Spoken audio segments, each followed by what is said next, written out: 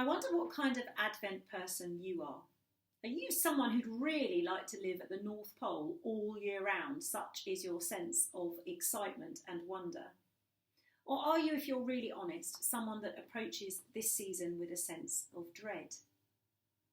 Advent is associated with the word longing, so I looked up the word longing and the dictionary tells me that it means a yearning desire. So Advent longing is an Advent yearning desire. I wonder if you're full of yearning for what is to come, or if you're really just longing for it all to be over. It seems to me that 2020 has been a year when there's rather a lot of things that we've been longing to be over.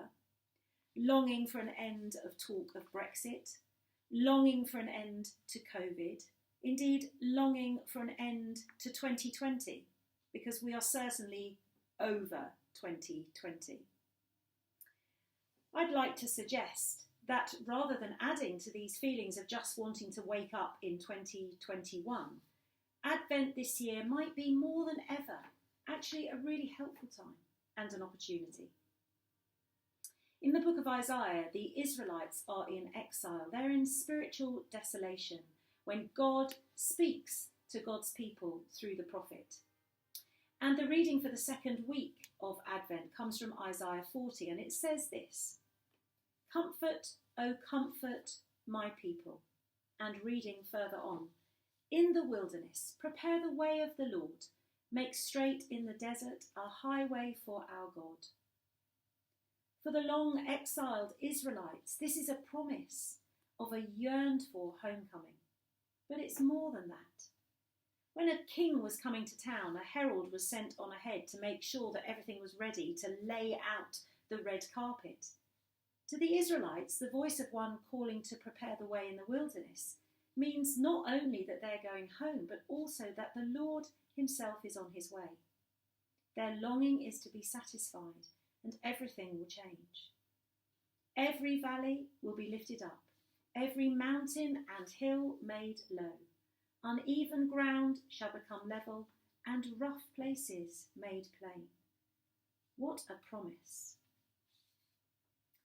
I've certainly been very humbled this year by the love and kindness that I have seen as neighbour has cared for neighbour, in key workers and in volunteers, and by the giving of this community. This has been a time when we have witnessed much inequality and when the Black Lives Matter movement has called us to account. In God's kingdom, there are no haves and have-nots. There's a levelling and equality for all, and we long to see that here on earth. We have a yearning desire. When so much around us feels like a wilderness, the call is to prepare the way. The New Testament reading for the second Sunday of Advent comes from the beginning of Mark's Gospel, and it quotes from Isaiah 40, and we are reminded again of the wilderness. John the Baptist cries out both in the wilderness and from the wilderness, from the barren place where he lived. I wonder what it was that John the Baptist knew about living in the wilderness that we don't know. Well, God certainly specialises in bringing good things out of unpromising places, working out salvation history through childless couples and feuding brothers, stuttering leaders and wayward kings. And in Jesus, a baby born to a virgin, to refugee parents. When Jesus went into the wilderness, he stepped away from his everyday life, from the noise and the busyness. Everything was stripped away in order that he could distinguish between the voice of the accuser and the voice of his Father in heaven. I wonder what kind of Advent person you are. I wonder what you long for as we await not only the arrival of a baby at Christmas, but for God's kingdom to be fully established on earth.